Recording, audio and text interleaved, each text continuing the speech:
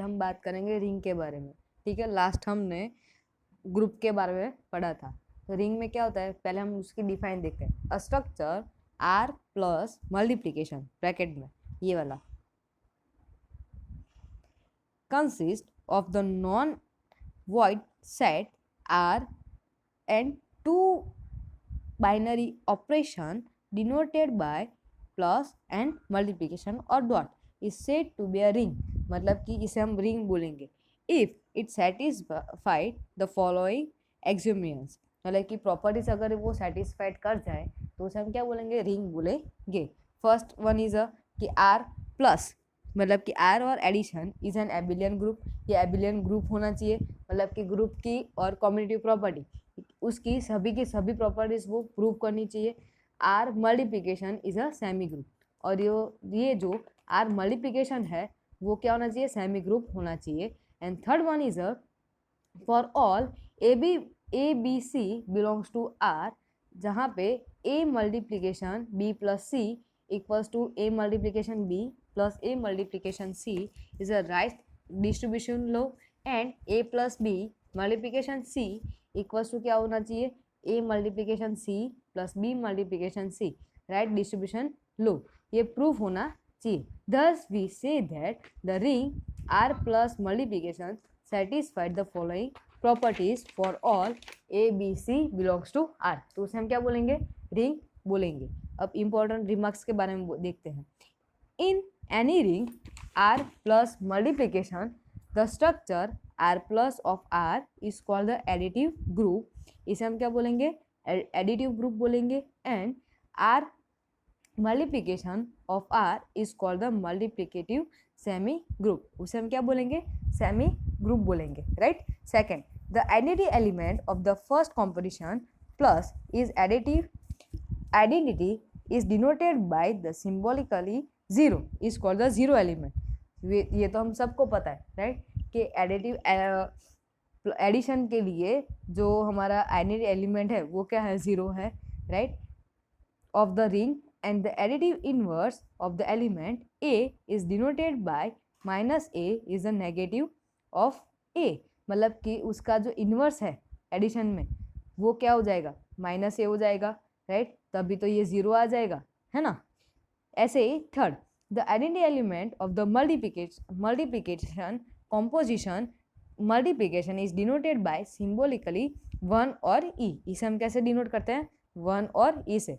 is called unity of the ring and the multiplicative inverse of a non-zero if it exists it is denoted by a inverse। ये भी हमें पता है, right. अब हम बात करेंगे टाइप्स ऑफ रिंग के बारे में। First one is a ring with unity. क्या है उसकी define, a ring R plus multiplication is said to be a ring with unity if it multiplicative identity exist. मतलब कि ये रिंग विथ यूनिटी कब होगा, जब उसका क्या मल्टीप्लिकेटिव आइडेंटिटी एग्जिस्ट होगा, तब उसे हम बोलेंगे ring with unity. Such that for all e belongs to R e a equals to a equals to a, ये अगर प्रूव हो जाए तो उसे हम क्या बोलेंगे, रिंग विथ यूनिटी बोलेंगे। मतलब कि मल्टीप्लिकेटिव आइडेंटिटी यहाँ पे सेटिस्फाइड होनी चाहिए तो उसे हम बोलेंगे ring with unity. Second one is a commutative ring. A ring R plus multiplication is said to be a commutative ring if it multiplicative composition is also commutative. मतलब कि ये क्या होना चाहिए, कॉम्यूटेटिव होना चाहिए तो उसे हम क्या बोलेंगे, कॉम्यूटेटिव रिंग बोलेंगे।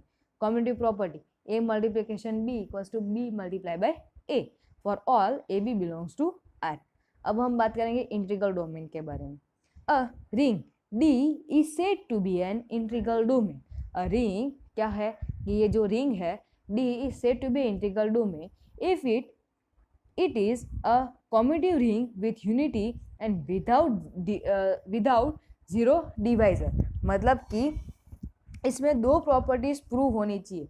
First one is a commutative ring होनी चाहिए and ring with unity without zero divisor होना चाहिए। फॉर द एग्जाम्पल यहाँ पे लिखा है so that a ring R is said to be a commutative with unity होना चाहिए, right। and third one is a without zero divisor। अब remark क्या है, In an integral domain, at least two elements are required because there must at least one non-zero element.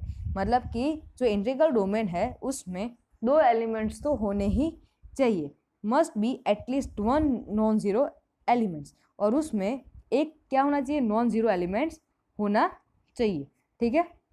Thus, a set D plus or multiplication is called the integral domain if it satisfies the following axioms. अब without zero divisor और zero divisor में meaning क्या होता है। अब आपको coset के बारे में पता है कि ए और b is not equals to zero, लेकिन a b equals to zero क्या होना चाहिए, a is not equals to zero.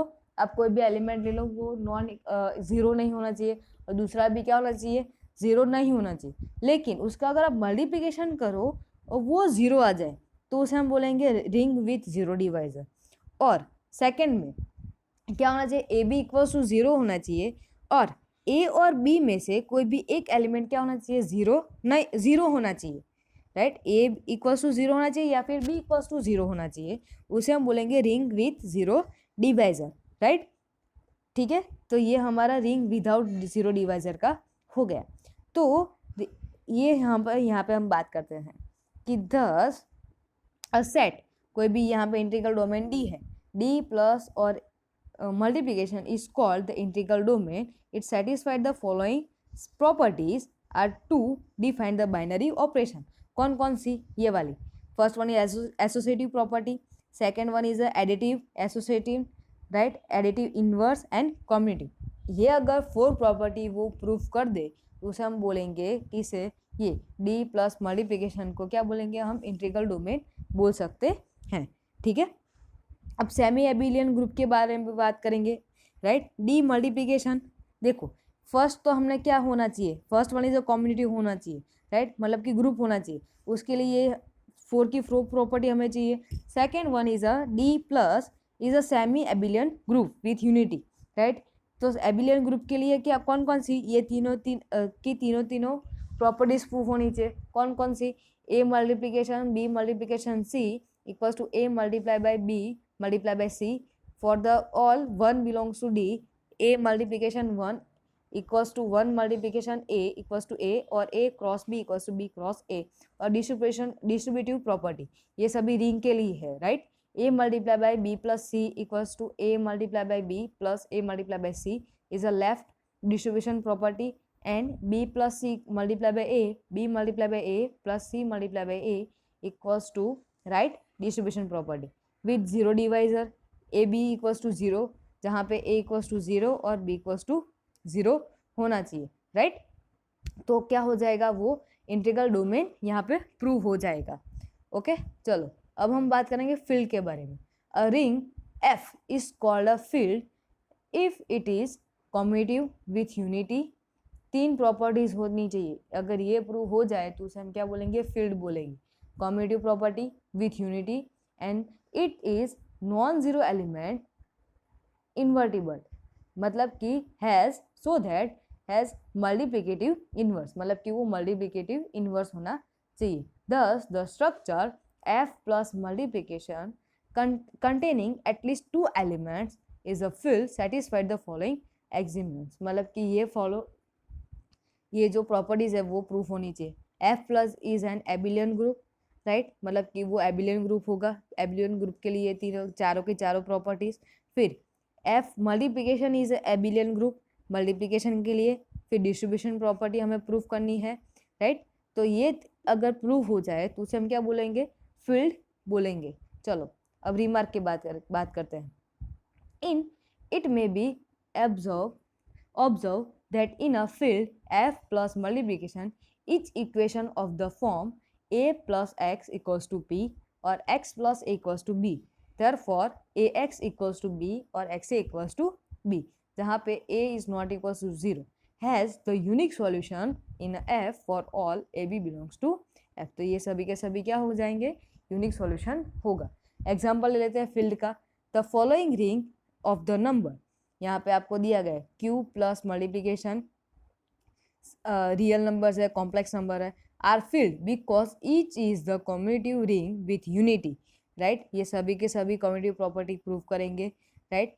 Unity and multiplicative inverse 1/a on every non zero element of a exist, मतलब कि ये सभी के सभी कम्यूटेटिव मल्टीप्लिकेटिव इनवर्स की प्रॉपर्टी भी प्रूव करेंगे, इसके लिए ये फील्ड है। But z plus multiplication, z is not a field because z plus satisfied the condition, but z plus जो है वो satisfy करता है, but z cross मतलब कि z multiplication is not satisfied the multiplicative inverse condition, जो z multiplication है वो condition satisfy नहीं करता है, इसके लिए ये फील्ड नहीं है।